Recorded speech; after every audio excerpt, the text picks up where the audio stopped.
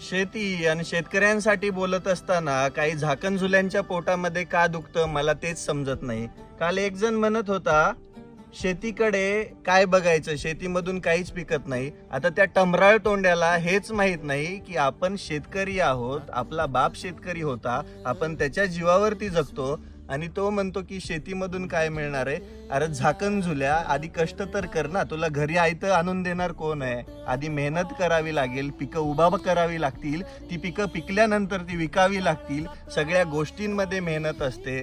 आयतं कोण देणार आहे तुम्हाला? कोणीच नाही देणार. आयतं जर मिळालं असतं, मेहनत न करता जर यश भेटत गेली असती तर या जगातला प्रत्येक जण श्रीमंत राहिला असता, गरीब श्रीमंतीची दरीच राहिली नसती. म्हणून शेतीकडे बघत असताना आधी मेहनत करावी लागेल, हे डोक्यामध्ये घाला आणि त्याच्यानंतर ठरवा शेती काय देते. ते शेती ही अशी पिकं देते, याच्यामधून पैसे देते आणि त्या पैशामधून समाजामध्ये आपली श्रीमंती वाढते. श्रीमंती याची वाढते की तुम्हाला किंमत वाढते आणि माणूस जगतोच फक्त इज्जत आणि किंमतीसाठी. आणि किंमत फक्त एकाच गोष्टीतून मिळू शकते, ती म्हणजे पैशातून. आधी ते कमवायला शिका आणि नंतर लोकांना सांगायला या की शेतीमधून काही नाहीये, अजून कशातून काही नाहीये. नाही तर आपलं टमराळ तोंड बाजूलाच ठेवलेलं कायम बरं ना.